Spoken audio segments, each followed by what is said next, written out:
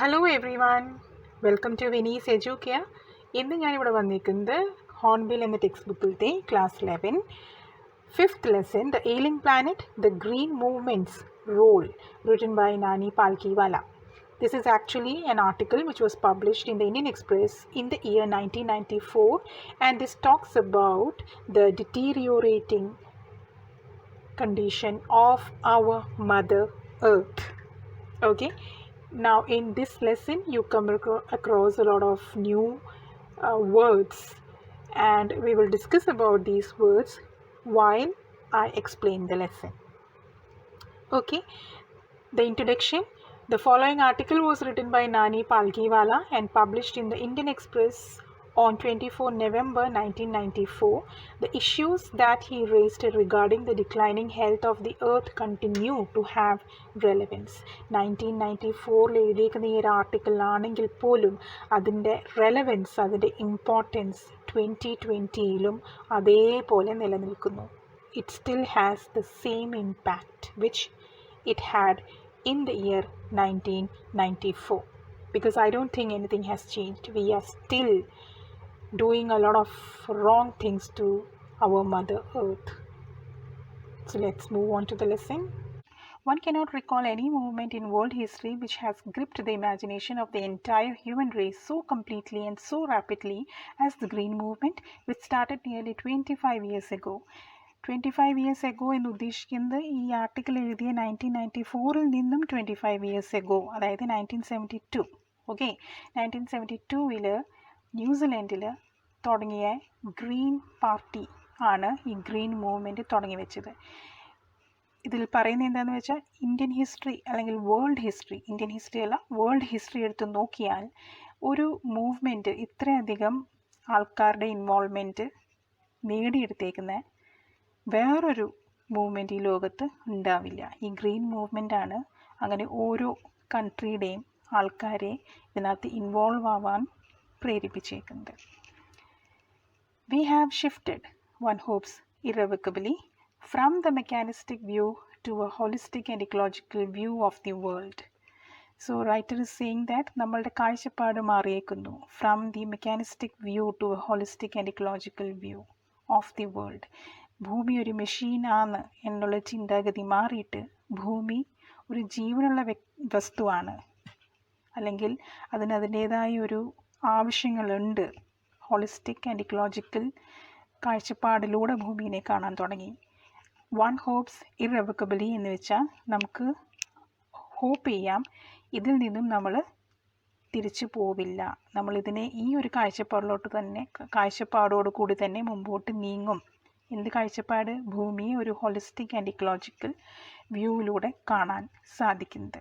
Okay, it is a shift in human perceptions as revolutionary as that introduced by Copernicus, who taught mankind in the 16th century that the earth and the other planets revolved around the sun. 16th centuryയിൽ Copernicus ആണ് കണ്ടുപിടിച്ചത് earth and other planets revolve around the sun എന്നുള്ളത്. ആ ഒരു കണ്ടുപിടുത്തമുണ്ടായപ്പോൾ ഒരു revolution ഉണ്ടായി. ആ same revolutionary feeling ആണ് ഗ്രീൻ മൂവ്മെൻറ്റിലൂടെയും കാണാൻ സാധിക്കുന്നത്. For the first time in human history there is A growing world wide consciousness that the earth itself is A living organism, an enormous being of which we are parts. It has its own metabolic needs and vital processes which need to be respected and preserved. Human ഹിസ്റ്ററിയിൽ ആദ്യമായിട്ടാണ് ഭൂമിയെ ഒരു ജീവനുള്ള living ഓർഗാനിസമായിട്ട് കാണാൻ മനുഷ്യർ റെഡിയായത്. ഇതൊരു വലിയൊരു enormous living thing ആണ്. അതിലെ പാർട്സ് മാത്രമാണ് നമ്മൾ മനുഷ്യരും മൃഗങ്ങളും ട്രീസും ആനിമൽസും ഒക്കെ എന്ന് മനസ്സിലാക്കാൻ തുടങ്ങിയത്. ഭൂമിക്ക് ഭൂമിയുടേതായ മെറ്റബോളിക് നീഡ്സ് ഉണ്ട്, അതിനതിൻ്റേതായ ആവശ്യങ്ങളുണ്ട്, വൈറ്റൽ പ്രോസസ്സസ് ഉണ്ട്, ഇമ്പോർട്ടൻ്റ് ആയിട്ടുള്ള സാധനങ്ങളുണ്ട്. അതൊക്കെ അതിന് വേണം, എന്നാലേ അത് നിലനിൽക്കുള്ളൂ. അതൊക്കെ മനസ്സിലാക്കാൻ തുടങ്ങിയത് ഇപ്പോഴാണ്. ആ ആവശ്യങ്ങളെ നമ്മൾ റെസ്പെക്റ്റ് ചെയ്യണം, ആ ആവശ്യങ്ങളെ നമ്മൾ പ്രിസേർവ് ചെയ്യണം. അത് ഈ ഒരു ഗ്രീൻ മൂവ്മെൻറ്റിലൂടെയാണ് ഓരോ ഹ്യൂമൻ ബീയിങ്ങിൻ്റെ ഉള്ളിൽ ഈ ഒരു പോയിൻ്റ് ഓഫ് വ്യൂ ഡെവലപ്പ് ചെയ്തേക്കുന്നത്. The Earth's Vital signs reveal a patient in declining health. We have begun to realize our ethical obligations to be good stewards of the planet and responsible trustees of the legacy to future generations. So the writer is saying that ഭൂമിയുടെ vital signs, ഭൂമിയുടെ heat, temperature, ഭൂമിയുടെ pressure ഒക്കെ reveal ചെയ്യുന്ന എന്താണ്, ഒരു health മോശമായിക്കൊണ്ടിരിക്കുന്ന ഒരു പേഷ്യൻ്റാണ് ഭൂമി എന്നാണ്. We have begun to realize our ethical obligations to be good stewards. നമ്മൾ മനസ്സിലാക്കി തുടങ്ങി നമ്മളുടെ മോറൽ ഓബ്ലിഗേഷൻസ്, ഭൂമിയോടുള്ള നമ്മളുടെ മോറൽ ഡ്യൂട്ടീസ് എന്താണെന്നുള്ളത് നമ്മൾ മനസ്സിലാക്കി തുടങ്ങിയിരിക്കുന്നു. നമ്മൾ സ്റ്റുവേർഡ്സാണ്. നമ്മളുടെ കയ്യിൽ സൂക്ഷിക്കാൻ തന്നേക്കുന്ന ഒരു ലിവിങ് ഓർഗാനിസമാണ് ഈ ഭൂമി. നമ്മളതിനെ നല്ല സ്റ്റുവേർഡ്സായിട്ട്, റെസ്പോൺസിബിളായിട്ട് ഈ പ്ലാനറ്റിനെ നമ്മൾ കൊണ്ടു നടക്കണം. എങ്ങനെയാണോ നമുക്കിത് നമ്മളുടെ പൂർവികരിൽ നിന്നും ലെഗസി ആയിട്ട് കിട്ടിയത്, അതേ പൂർണ്ണതയിൽ നമുക്കിതിനെ നമ്മുടെ ഫ്യൂച്ചർ ജനറേഷന് കൊടുക്കാൻ സാധിക്കണം. The concept of sustainable development was popularized in 1987 by the World Commission on Environment and Development. In its report, it defined the idea as development that meets the needs of the present without compromising the ability of future generations to meet their needs. That is, without stripping the natural world of resources future generations would need. The concept of sustainable development 1987 popularise ചെയ്തു. ആരാണിത് popularise ചെയ്തിരിക്കുന്നത്? World commission on environment and development. ആ ഒരു കമ്മീഷനാണ് ഈ ഒരു concept, sustainable development എന്നുള്ള കോൺസെപ്റ്റിനെ promote ചെയ്തിരിക്കുന്നത്. ഇനി എന്താണ് ഈ കോൺസെപ്റ്റ്? നമുക്കുള്ള റിസോഴ്സസിനെ നമ്മൾ ഇപ്പോഴത്തെ ഡെവലപ്മെൻറ്റിന് വേണ്ടി ഉപയോഗിക്കുമ്പോൾ ഈ റിസോഴ്സസ് നമ്മുടെ ഭാവി തലമുറയ്ക്കും ആവശ്യമുള്ളതാണ് എന്നുള്ളത് മനസ്സിലാക്കിക്കൊണ്ട് ഉപയോഗിക്കുക, അതിനെ സസ്റ്റെയിൻ ചെയ്തുകൊണ്ട് ഉപയോഗിക്കുക. In the zoo at Lusaka, Zambia, there is a cage where the notice reads, "The world's most dangerous animal." Inside the cage, there is no animal, but a mirror where you see yourself. അപ്പോൾ Lusaka, സാംബിയയിലുള്ള Lusaka എന്നുള്ള സ്ഥലത്ത് സൂവിൽ ഒരു കേജിൽ ഒരു notice പതിപ്പിച്ചിട്ടുണ്ട്. And that reads the world's most dangerous animal. ഈ ലോകത്തിലെ ഏറ്റവും ഡേഞ്ചറസ് ആയ ഒരു ആനിമലിൻ്റെ കേജാണിത് എന്ന് പറഞ്ഞ് അവിടെ ഒരു നോട്ടീസ് വെച്ചിട്ടുണ്ട്. ഉള്ളിൽ നോക്കിയാൽ നമുക്ക് ആനിമലിനെ അല്ല, മറിച്ചൊരു മിററാണ് കാണാൻ പറ്റുന്നത്.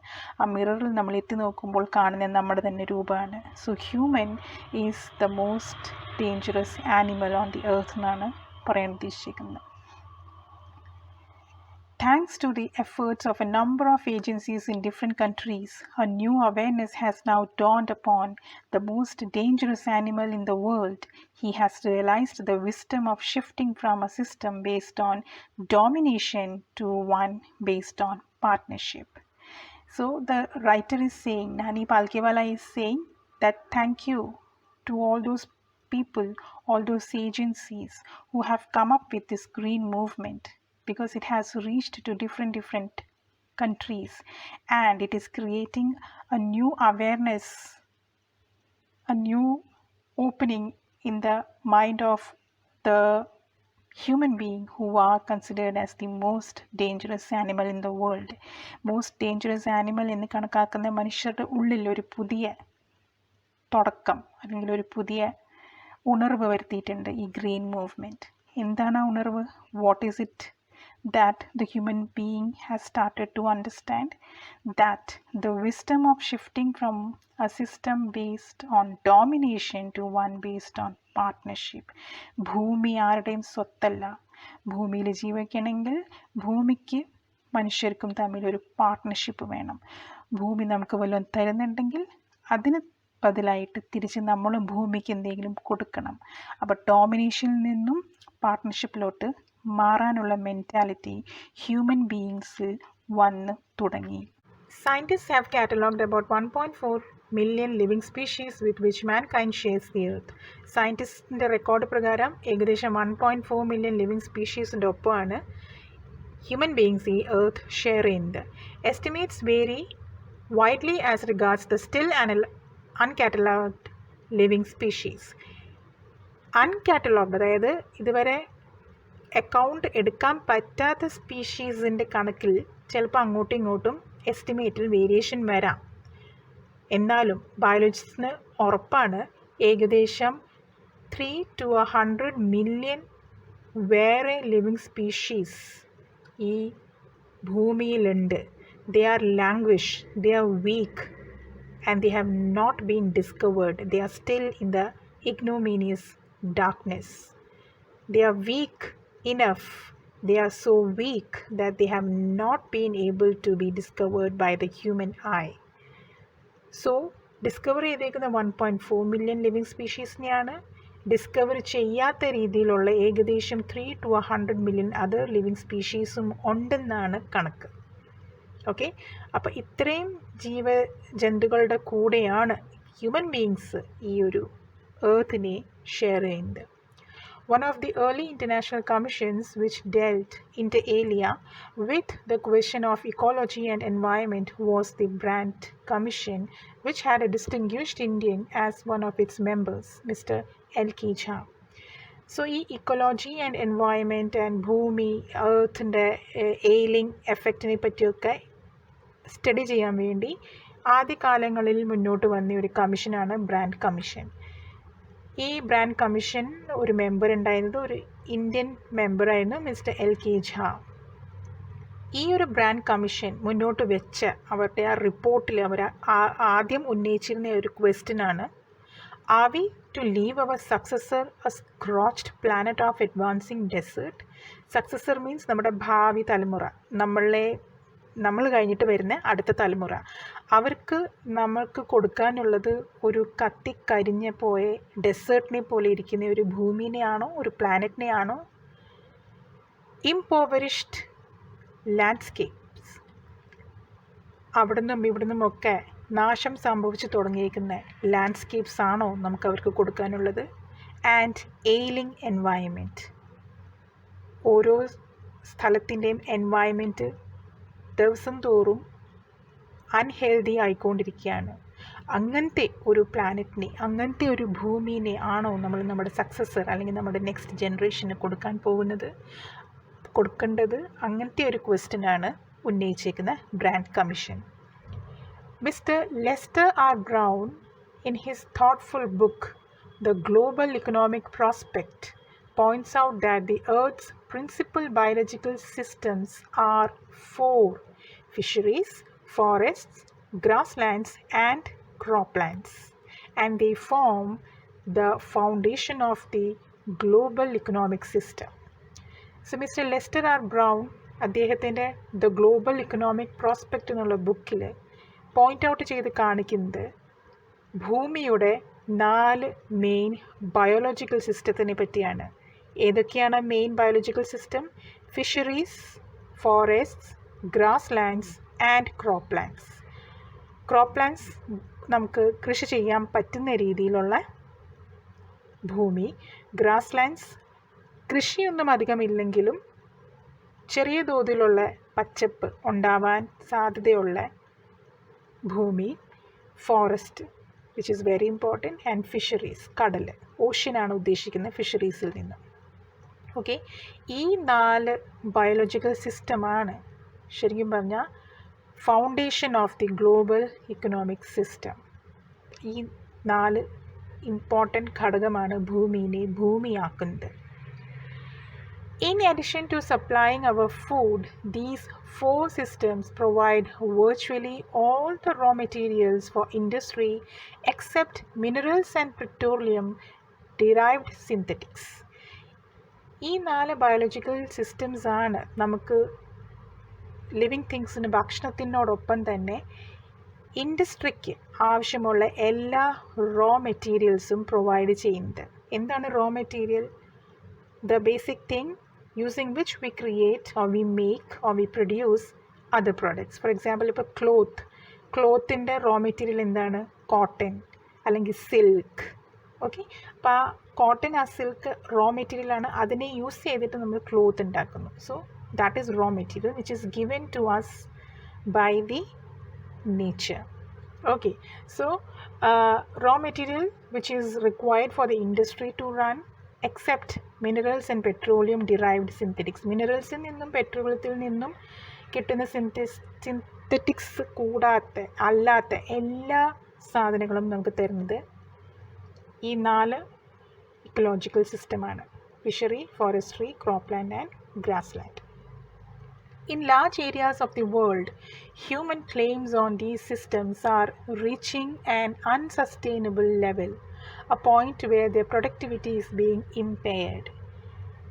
മനുഷ്യരുടെ ആർത്തി കാരണം കുറേയധികം സ്ഥലങ്ങളിൽ മനുഷ്യർ ഈ 4 ഇക്കോളജിക്കൽ സിസ്റ്റത്തിനെ വല്ലാതെ ഓവർ യൂസ് ചെയ്യുന്നു. ആവശ്യമില്ലാണ്ട് അതിനെ ടോർച്ചർ ചെയ്യുന്നു. അതുകൊണ്ട് തന്നെ അതിൻ്റെ സസ്റ്റൈനബിലിറ്റി ലെവൽ കുറഞ്ഞു വരുവാണ്. ഭാവി തലമുറയ്ക്ക് കൂടി ആവശ്യമുള്ള സാധനങ്ങൾ ഓവറായിട്ട് യൂസ് ചെയ്തിട്ട് അതിൻ്റെ സസ്റ്റൈനബിലിറ്റീനെ അവർ തടസ്സപ്പെടുത്തുന്നു. ഭാവി തലമുറയ്ക്ക് ആവശ്യമുള്ള രീതിയിൽ അത് ബാക്കി വയ്ക്കാത്ത രീതിയിൽ ഉപയോഗപ്പെടുന്നു. When this happens, fisheries collapse, forests disappear, grasslands are converted into barren wastelands, and croplands deteriorate. ഇങ്ങനെ ആർത്തി കൂടുമ്പം എന്ത് സംഭവിക്കുന്നു? ഫിഷറീസ്, നമ്മുടെ കടൽ ഇല്ലാണ്ടാവുന്നു. നമ്മളുടെ പലതരം മീനുകൾ അപ്രത്യക്ഷമാകുന്നു. ഫോറസ്റ്റ്സ് നശിച്ചു പോകുന്നു. ഗ്രാസ് ലാൻഡ്, പുല്ലൊക്കെ വളർത്തുന്ന ഗ്രാസ് ലാൻഡ് ഒരു പുല്ല് പോലും വളർത്താൻ പറ്റാത്ത രീതിയിലുള്ള ബാരൻ വേസ്റ്റ് ലാൻഡായി മാറുന്നു. ഭൂമി, കൃഷി ചെയ്യുന്ന ഭൂമിയെ പറ്റി പറയേ വേണ്ട. ദിനം പ്രതി ദിനം അത് ഡിറ്റീരിയോറേറ്റ്, ക്വാളിറ്റി താഴോട്ട് വന്നുകൊണ്ടിരിക്കുകയാണ്. In a protein conscious and protein hungry world, overfishing is common every day. In poor countries, local forests are being decimated in order to procure firewood for cooking. Protein അധികം വേണമല്ലോ നമുക്ക് healthy ആയിട്ടിരിക്കാൻ. ആ ഒരു ആർത്തി കാരണം, കൂടുതൽ പ്രോട്ടീൻ വേണം എന്നുള്ള ഒരു ആർത്തി കാരണം ഓവർ ഫിഷിങ് ഓവറായിട്ട് ചെയ്ത് ഫിഷിനെ കൂടുതൽ പരിപാലിക്കാതെ അവനവൻ്റെ നീഡിന് വേണ്ടി മാത്രം ഉപയോഗിക്കാൻ തുടങ്ങിയപ്പോൾ ഫിഷറീസ് നശിക്കാൻ തുടങ്ങി.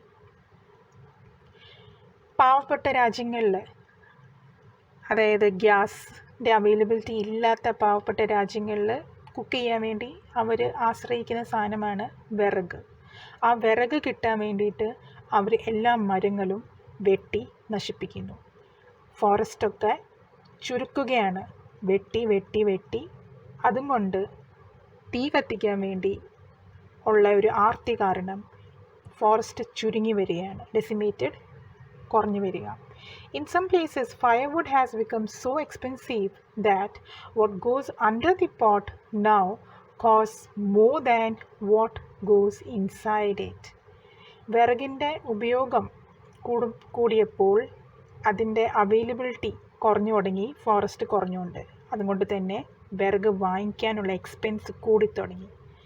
തീ കത്തിച്ച് അതിൻ്റെ മുകളിലൊരു പോട്ട് വെച്ച് പോട്ടിൻ്റെ ഉള്ളിൽ ഭക്ഷണം കഴിക്കാനുള്ള നമ്മുടെ വെജിറ്റബിൾസ് അല്ലെങ്കിൽ സീരിയൽസ് അല്ലെങ്കിൽ റൈസൊക്കെ ഇടുന്നത്, ആ ഇൻപുട്സ് അധികം കോസ്റ്റ്ലി അല്ല. പക്ഷേ ഈ വിറക്, ഇത് കത്തിച്ച് അതുണ്ടാക്കാൻ വേണ്ടി ഉപയോഗിക്കുന്ന വിറക് ഭയങ്കരമായിട്ട് കോസ്റ്റ്ലി ആയിക്കൊണ്ടിരിക്കുകയാണ്. Since the tropical forest is, in the words of Dr. Myers, the powerhouse of evolution, several species of life face extinction as a result of its destruction. Tropical forest എന്ന് വെച്ചാൽ മഴ ഏറ്റവും കൂടുതൽ നമുക്ക് ഉണ്ടാവാൻ വേണ്ടി സഹായിക്കുന്ന ട്രോപ്പിക്കൽ ഫോറസ്റ്റ്. അവിടെയാണ് ഏറ്റവും കൂടുതൽ രീതിയിലുള്ള പല ജീവജാലങ്ങളെയും കാണാൻ സാധിക്കുക. അങ്ങനത്തെ ട്രോപ്പിക്കൽ ഫോറസ്റ്റ് ഓരോന്നോരോന്നായിട്ട് നശിച്ചു വരുന്നത് കൊണ്ട് തന്നെ ആ ഫോറസ്റ്റ് കണ്ടുകൊണ്ടിരുന്ന പലതരം സ്പീഷീസ് ഇപ്പോൾ കാണാനില്ല. They have extinct. അവർ നശിച്ചു പോയി. ഭൂമിയിൽ അതിൻ്റെ ഒരു മാർക്ക് പോലും ഇല്ലാത്ത രീതിയിൽ അവയൊക്കെ നശിപ്പിക്കപ്പെട്ടു. ഈ ട്രോപ്പിക്കൽ ഫോറസ്റ്റ് എന്ന് പറയുന്നത് the power house of എവല്യൂഷനാണ്.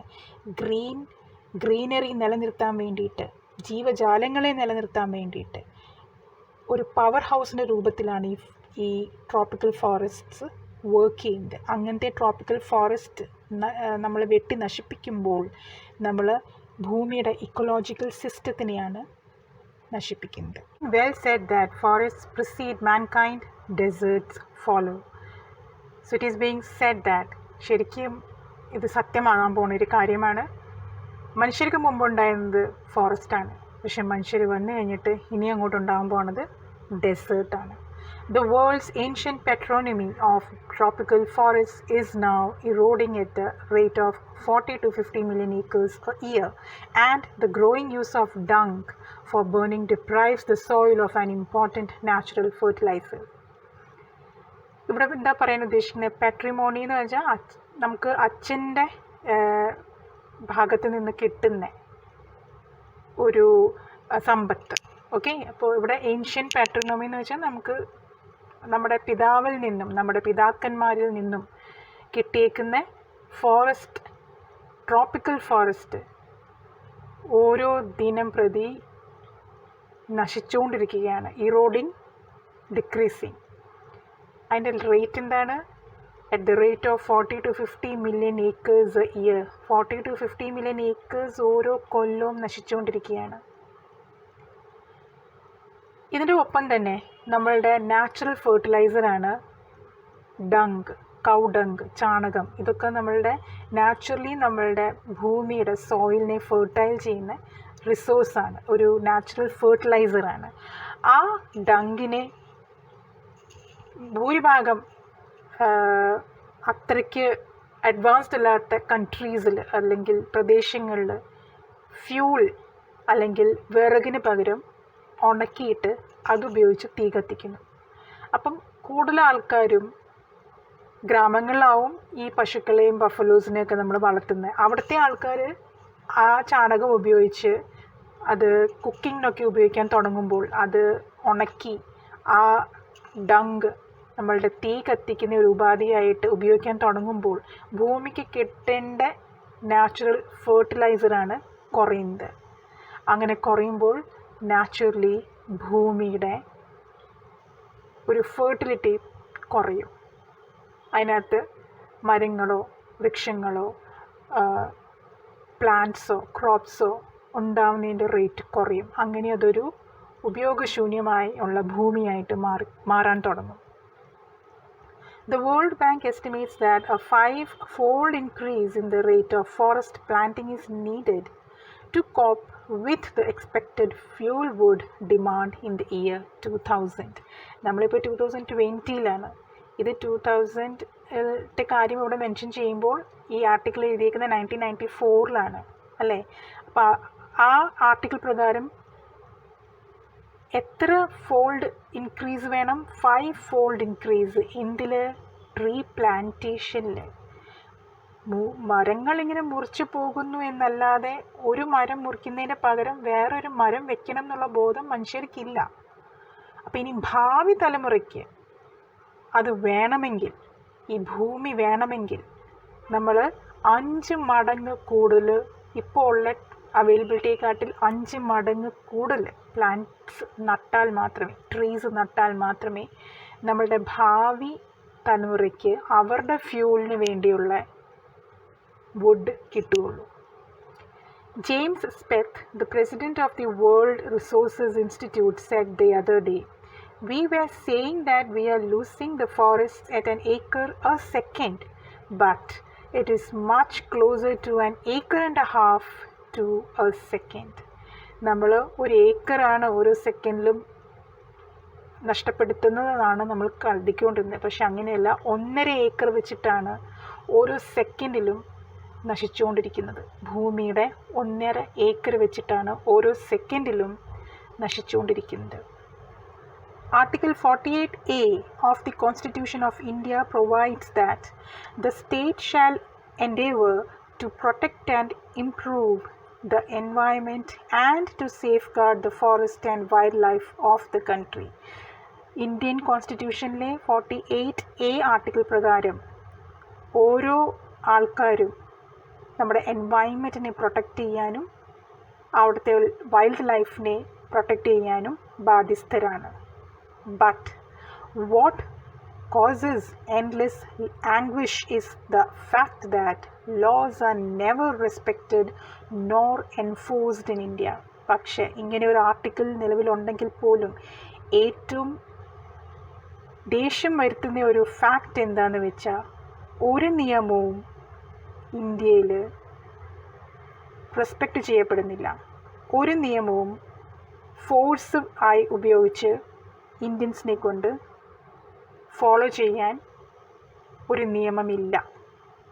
For instance, example പറയാണ്, the constitution says that casteism, untouchability and bonded labor shall be abolished, but they flourish shamelessly even after 44 years of the operation of the constitution. നമ്മുടെ constitution effective വന്നത് 1951 ആ 1951 പറഞ്ഞിരിക്കുന്ന കോൺസ്റ്റിറ്റ്യൂഷൻ്റെ നിയമപ്രകാരം casteism പാടില്ല, untouchability പാടില്ല, bonded labour, അതായത് ആൾക്കാരെ ഒരു എൻ്റെ ഒരു ലേബറായിട്ട് ഞാനൊരു ആളെ വെച്ചിട്ട് പണിയെടുപ്പിക്കുക, അവർക്ക് അവകാശപ്പെട്ട ഒന്നും കൊടുക്കാണ്ട് അവരെ കൊണ്ട് സകല പണിയും ചെയ്യിപ്പിക്കുന്നതിനെയാണ് ബോണ്ടഡ് ലേബർ എന്ന് പറയുന്നത്. അപ്പം അങ്ങനത്തെ ഒരു സിസ്റ്റം പാടില്ല എന്ന് പറഞ്ഞിട്ട് പോലും കോൺസ്റ്റിറ്റ്യൂഷൻ എഫക്റ്റിൽ വന്ന് 44 കൊല്ലം കഴിഞ്ഞ ഈ 1994 പോലും ഇപ്പോഴും പല സ്ഥലങ്ങളിൽ ഒരു നാണമില്ലാണ്ട് ഒരു പേടിയും ഇല്ലാണ്ട് നമ്മൾ ഇതൊക്കെ ഇപ്പോഴും പ്രീവെയിൽ ചെയ്യുന്നുണ്ട്. A recent report of our Parliament's Estimates Committee has highlighted the near catastrophic depletion of India's forests over the last 4 decades. 1994 recent ആയിട്ട് ഒരു പാർലമെൻറ്റിൻ്റെ റിപ്പോർട്ടിൽ, ഒരു കമ്മിറ്റി റിപ്പോർട്ടിൽ പറഞ്ഞേക്കുന്നത് നമ്മുടെ ഇന്ത്യയിലെ ഫോറസ്റ്റുകൾ 4 ഡീക്കേഡ് 40 കൊല്ലത്തിൻ്റെ ഇടയിൽ വളരെ ഭീകരമായിട്ട്, വളരെ ടെറിബിളായിട്ട് കുറഞ്ഞുകൊണ്ടിരിക്കുകയാണ്. കാറ്റാസ്ട്രോഫിക് ഡെപ്ലീഷൻ, ടെറിബിൾ ഡിക്രീസ് കുറഞ്ഞുകൊണ്ടിരിക്കുകയാണ്. India according to reliable data, ഇത് അക്കോർഡിംഗ് ടു ദ റിലയബിൾ ഡേറ്റയാണ് ഇന്ത്യയിൽ ഇങ്ങനെ ഒരു 4 ഡീക്കേഡിൻ്റെ ഉള്ളിൽ ഭീകര രൂപത്തിൽ ഇന്ത്യ ഫോറസ്റ്റിനെ ലൂസ് ചെയ്യുന്നു എന്നുള്ളത് പറഞ്ഞിരിക്കുന്നത്. India, according to reliable data, is losing its forest at the rate of 3.7 million acres a year. 3.7 million acre ഒരു ഇയറിൽ forest നശിച്ചുകൊണ്ടിരിക്കുന്നു. Large areas officially designated as forest land are already virtually treeless. അതായത് നമ്മൾ ഭൂമിയുടെ ഓരോ ഭാഗത്തിനും divide ചെയ്തിട്ടുണ്ടാവുമല്ലോ പല രീതിയിലുള്ള ഫോറസ്റ്റായിട്ട്. അപ്പോൾ ഏറ്റവും കൂടുതൽ മഴ ലഭിക്കുന്ന ഫോറസ്റ്റ്, ഓക്കെ, ഏറ്റവും കൂടുതൽ സ്പീഷീസ് ഉള്ള ഫോറസ്റ്റ്, അങ്ങനെ പല രീതിയിലും നമ്മൾ നമ്മുടെ ഭൂമിയെ, ഫോറസ്റ്റിനെ ഡിവൈഡ് ചെയ്തിട്ടുണ്ട്. അങ്ങനെ ഏറ്റവും കൂടുതൽ ട്രീസ് ഉള്ള ഫോറസ്റ്റ് എന്ന് അറിയപ്പെടുന്ന ഫോറസ്റ്റുകളിലൊക്കെ ഇപ്പം എണ്ണാൻ പോലും ബുദ്ധിമുട്ടില്ലാത്ത രീതിയിലെ ട്രീസ് അവൈലബിൾ ആയിട്ടുള്ളൂ. ദേ ആർ ആക്ച്വലി ട്രീലെസ്, അവിടെ മരങ്ങളെ ഇല്ലാത്തൊരവസ്ഥയാണ്. The actual loss of forest is estimated to be about 8 times the rate indicated by government statistics. 3.7 million acre എന്നൊക്കെ പറഞ്ഞിരിക്കുന്നത് വെറുതെയാണ്. അതിൻ്റെ 8 മടങ്ങ് കൂടുതലാണ് നമുക്ക് നമ്മുടെ ഫോറസ്റ്റ് നഷ്ടപ്പെട്ടുകൊണ്ടിരിക്കുന്നതാണ് റിപ്പോർട്ട് പ്രകാരം ശ്രീ നാനി പാൽക്കിവാല പറയുന്നത്.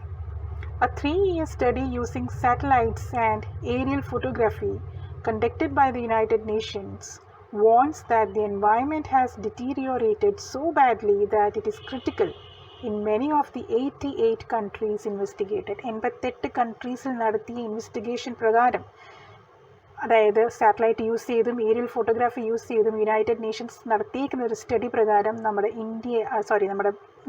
എർത്തിൻ്റെ കണ്ടീഷൻ വളരെ വളരെ വളരെ ക്രിട്ടിക്കലാണ്. There can be no doubt that the growth of world population is one of the strongest factors distorting the future of human society. ഈ ഭൂമിയുടെ അവസ്ഥ ഇത്രയ്ക്ക് മോശമാവാനുള്ളതിൻ്റെ അല്ലെങ്കിൽ the foremost reason is population explosion. ഒരു കണക്കുമില്ലാത്ത രീതിയിൽ പോപ്പുലേഷൻ കൂടിക്കൊണ്ടിരിക്കുന്നത്. പോപ്പുലേഷൻ കൂടുമ്പോൾ ആവശ്യങ്ങൾ കൂടുമ്പോൾ നമ്മൾ കൂടുതൽ ഇക്കോളജിക്കൽ സിസ്റ്റത്തിനെ ടോർച്ചർ ചെയ്യും. It took mankind more than 1 million years to reach the first billion. 1 million year കഴിഞ്ഞിട്ടാണ് ഫസ്റ്റ് ബില്യൺ പോപ്പുലേഷനിലോട്ട് നമ്മൾ എത്തിയത്. അതായത് 1 മില്യൺ ഇയർ കഴിഞ്ഞപ്പോഴാണ് പോപ്പുലേഷൻ വേൾഡിൻ്റെ 1 ബില്യൺ ആയത്. That was the world population around the year 1800. 1800-ൽ വേൾഡ് പോപ്പുലേഷൻ 1 ബില്യൺ ആയിരുന്നു.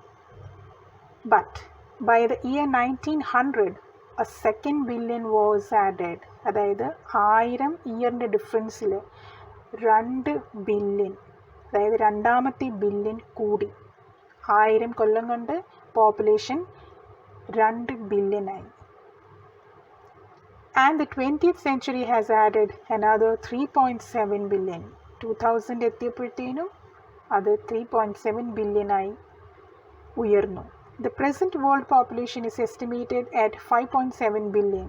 Every 4 days the world population increases by 1 million. ഇത് 1994-ലെ കണക്കാണ്. ആ കണക്ക് പ്രകാരം 5.7 ബില്യൺ ഓൾറെഡി ആയിക്കഴിഞ്ഞിരുന്നു. ഓരോ 4 ദിവസം കൂടുമ്പോൾ 1 മില്യൺ പോപ്പുലേഷൻ ജനസംഖ്യ കൂടുന്നു എന്നായിരുന്നു ആ സമയത്തെ കണക്ക്. ഈ കണക്കിലൊന്നും ഇപ്പോഴും വലിയ മാറ്റമൊന്നുമില്ല. It's even worse now. Fertility falls as incomes rise, education spreads, and health improves. Thus, development is the best contraceptive. But development itself may not be possible if the present increase in numbers continues. So what is being told is that ആൾക്കാരുടെ education increase ആവുമ്പോൾ, health benefits increase ആവുമ്പോൾ, ഹെൽത്തിനെ പറ്റിയുള്ള കൂടുതൽ അറിവുകൾ കിട്ടുമ്പോൾ, അവരുടെ income rise ആവുമ്പോൾ അവർ ബെറ്റർ സ്റ്റാൻഡേർഡ് ഓഫ് ലിവിങ്ങിന് വേണ്ടി ഫാമിലി ചെറുതാക്കാനുള്ള ശ്രമങ്ങൾ നടത്തും. Because they understand, once they are educated, they understand that if you want to have a high standard of life then you need to have a small family. കുഞ്ഞു family ഉണ്ടെങ്കിൽ മാത്രമേ എല്ലാ സൗകര്യത്തോടു കൂടി ജീവിക്കാൻ പറ്റൂ എന്നുള്ളത് മനസ്സിലാക്കുമ്പോൾ, അവരുടെ ഇൻകം ഇൻക്രീസായി അവർക്കത് മനസ്സിലാകുമ്പോൾ, അതൊരു കോൺട്രാസെപ്റ്റീവ് മെഷറിനെ പോലെ ആക്ട് ചെയ്തിട്ട് പോപ്പുലേഷൻ കൺട്രോൾ ചെയ്യാൻ അവരെ പ്രേരിപ്പിക്കും. അങ്ങനെ ആവുമ്പോൾ ഡെവലപ്മെൻറ്റിന് സാധ്യത കൂടുന്നു. പക്ഷേ ഇപ്പോഴത്തെ ഈ ഒരു ഇൻക്രീസിൽ പോപ്പുലേഷൻ ഇങ്ങനെ കൂടിക്കൊണ്ടിരുന്ന, ഇപ്പോഴത്തെ ഈ ഒരു കണ്ടീഷനിൽ തന്നെ പോപ്പുലേഷൻ കൂടിക്കൊണ്ടിരുന്നാൽ നമുക്ക് ഡെവലപ്മെൻറ്റ് നടക്കില്ല. The rich get richer and the poor get children which condemns them to remain poor. കൂടുതൽ പണമുള്ളവർക്ക് കൂടുതൽ എഡ്യൂക്കേഷൻ കിട്ടും, കൂടുതൽ സൗകര്യം കിട്ടും. അപ്പോൾ അവരതനുസരിച്ച് അവരുടെ ജീവിത രീതിയിൽ മാറ്റം വരും. പക്ഷേ പുവറായിട്ടുള്ള ആൾക്കാർക്ക് എഡ്യൂക്കേഷൻ ഇല്ല, ഹെൽത്തിനെ പറ്റി അവർക്ക് വലിയ കൺസേൺ ഇല്ല, അവർക്ക് അതിനെ പറ്റി വലിയ അറിവില്ല. അതുകൊണ്ട് തന്നെ അവർക്ക് ചെറിയ ഫാമിലി ആയിരിക്കണം, അല്ലെങ്കിൽ ചെറിയ ഫാമിലി ആയാലാണ് കൂടുതൽ സന്തോഷം എന്നുള്ള വിവരം അവർക്കില്ലാത്തതുകൊണ്ട് തന്നെ അവരുടെ ഒരു പുവർ ഫാമിലിയിൽ കൂടുതൽ കുട്ടികളുണ്ടാവുന്നു. കൂടുതൽ കുട്ടികളുണ്ടാവുമ്പോൾ കൂടുതലായിട്ട് സമ്പാദിക്കാനുള്ള ആൾക്കാർ ഉണ്ടാവുന്നു എന്നാണ് അവരുടെ ചിന്താഗതി. പക്ഷെ അത് തെറ്റാണ്. കാരണം ആൾക്കാർ കൂടുന്തോറും ജോലി കുറവാണ്. ജോലി എല്ലാവർക്കും ഉള്ള ജോലിയൊന്നും ഇല്ല. അപ്പോൾ ജോലി കുറയുമ്പോൾ എന്താവും, കഴിക്കാനുള്ള ആൾക്കാർ കൂടുതലും ഡിമാൻഡ് കൂടുതലും സപ്ലൈ കുറവായിരിക്കും, അല്ലേ? ഭക്ഷണ വിതരണം കുറവും, അത് ഭക്ഷിക്കാനുള്ള ആൾക്കാർ കൂടും. അപ്പോൾ എന്താവും, ഡെവലപ്മെൻറ്റ് പിന്നാക്കവും. അതാണ് ഇവിടെ പറയുന്നത്. The rich get richer and the poor beget children which condemns them to remain poor. More children does not mean more workers, merely more people without work. It is not suggested that human beings be treated like cattle and compulsorily sterilized, but there is no alternative to voluntary family planning without introducing an element of coercion. The choice is really between control of population and perpetuation of poverty. ആനിമൽസിന് ചെയ്യുന്ന പോലെ നിർബന്ധിച്ച് sterilisation ചെയ്യാനൊന്നും human ബീങ്സിൽ പറ്റില്ല. അങ്ങനെ ഒരു നിയമവുമില്ല, അത് നിയമവിരുദ്ധമാണ്. പിന്നെന്താ ചെയ്യേണ്ടത്? അവനവനറിഞ്ഞ് വോളണ്ടറി ആയിട്ട് പോപ്പുലേഷൻ കൺട്രോളിനുള്ള മെഷേഴ്സ് സ്വീകരിക്കുക. അവിടെ ഫോഴ്സ് അപ്ലൈ ചെയ്യാൻ പറ്റില്ല. പക്ഷേ ഫോഴ്സ് അപ്ലൈ ചെയ്യുന്ന കൺട്രീസ് ഉണ്ട്, അതുപോലെ മോട്ടിവേഷൻ കൊടുക്കുന്ന കൺട്രീസ് ഉണ്ട്. ഫോർ എക്സാമ്പിൾ നമ്മൾ ചൈനയിലൊക്കെ കേട്ടിട്ടുണ്ട്, ഒരു കുട്ടിയേ ഉള്ളൂ എന്ന് വെച്ചാൽ അവർക്ക് ഇത്ര സ്ഥലം കൊടുക്കും, അല്ലെങ്കിൽ ഇത്ര മന്ത്ലി ഇത്ര പൈസ അവർക്ക് ബാങ്കിൽ ഇട്ട് കൊടുക്കും. അങ്ങനെ ഓരോ മോട്ടിവേഷണൽ സംഭവങ്ങൾ ചില ഗവൺമെൻറ്, ചില കൺട്രീസ് പ്രാബല്യത്തിൽ കൊണ്ടുവന്നിട്ടുണ്ട്. പക്ഷേ ഇന്ത്യയിൽ അങ്ങനെയൊന്നും ഇല്ല. അതുകൊണ്ട് തന്നെ അതൊരു ഭയങ്കര ഒരു ഫാക്ടറാണ്. So the choice is really between control of population and perpetuation of poverty. Perpetuation of poverty means the continuation of poverty. If you want to remove poverty from your country, then your country needs to be less populated. The country should have enough resources for everybody, then only the poverty can be eradicated. Allengil poor will be poor and the rich will be richer.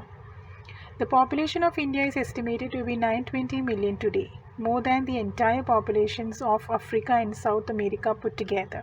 ഇത് നമ്മൾ 1994 കാര്യമാണ് പറയുന്നത്. ആ സമയത്ത് ഇന്ത്യയുടെ population 920 million ആയിരുന്നു. അത് Africa and south America രണ്ട് കോണ്ടിനെൻസിലുള്ള കൺട്രീസിനെ എൻ്റെ പോപ്പുലേഷൻ എടുത്താൽ എന്താണോ ടോട്ടൽ അതാണ് ഇന്ത്യയുടെ മാത്രമായിട്ടുള്ള പോപ്പുലേഷൻ ആ സമയത്ത് ഉണ്ടായിരുന്നത്. ഇപ്പോൾ അതിലും കൂടുതലാണ്. No one familiar with the conditions in India would doubt that the hope of the people would die in their hungry hutments unless population control is given topmost priority. ആർക്ക് വേണമെങ്കിലും ഈ ഒരു ഡേറ്റ കണ്ടാൽ മനസ്സിലാക്കാവുന്നതേ ഉള്ളൂ. പോപ്പുലേഷൻ കൺട്രോൾ ചെയ്തില്ലെങ്കിൽ, population കൺട്രോളിന് top most priority കൊടുത്തില്ലെങ്കിൽ കുറേ വിശന്ന് വലയുന്ന ആൾക്കാർ അവരവരുടെ കുടിലുകളിൽ മരണപ്പെടും. ഒരു ഹോപ്പില്ലാണ്ട് അവർ മരിച്ചു പോകും. For the first time in human history, we see a transcending concern, the survival not just of the people but of the planet. We have begun to take a holistic view of the very basis of our existence. ഈ ഒരു green മൂവ്മെൻറ്റിലൂടെ ആദ്യമായിട്ടാണ് human ഹിസ്റ്ററിയിൽ തലമുറകളായിട്ട് കൈമാറിക്കൊണ്ട് വരുന്ന ഒരു concern കാണാൻ സാധിക്കുക. അതെന്ത് concern ആണ്? The concern that planet is not just for human beings, but it is also for each and every living thing on this earth. Okay, the survival not just of the people but of the planet. The planet needs the people and the people need the planet. So they are interdependent. They have to take care of each other.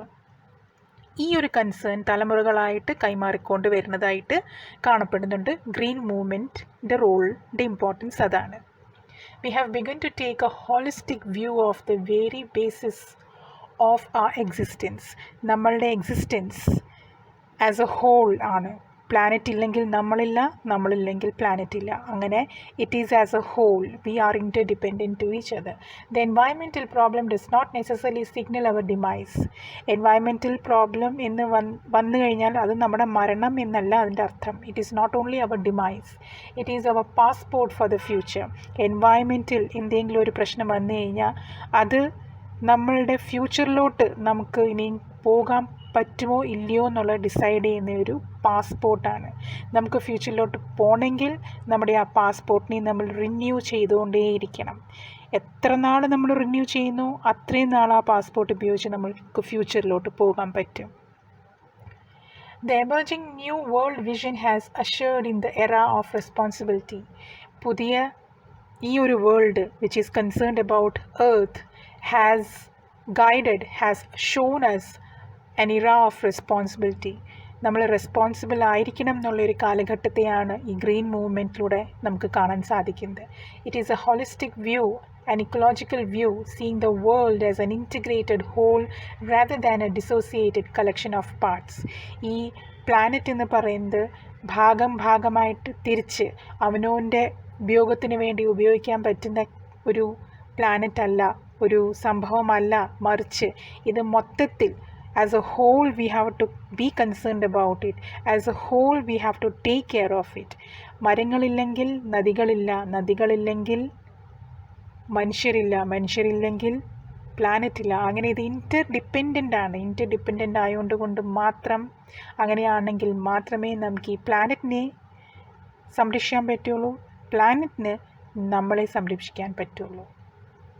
Industry has a most crucial role to play in this new era of responsibility.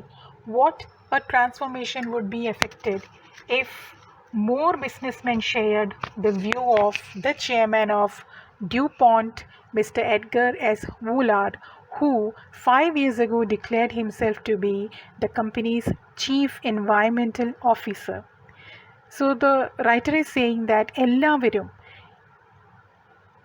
ഡൂപോണ്ടിൻ്റെ ചെയർമാനായ mister എഡ്ഗറിസ് വൂലാർഡിനെ പോലെ ഞാൻ chief executive officer അല്ല ഈ കമ്പനിയുടെ, ഞാൻ ഈ കമ്പനിയുടെ chief environmental ഓഫീസറാണെന്ന് പ്രഖ്യാപിച്ചാൽ എൻ്റെ കമ്പനി എന്ത് ചെയ്താലും എന്ത് പ്രൊഡ്യൂസ് ചെയ്താലും അത് പരിസ്ഥിതിയെ സംരക്ഷിച്ചുകൊണ്ട് ആകും എന്നുള്ളൊരു തീരുമാനമെടുത്താൽ then the world, the earth is going to be a better place for everyone.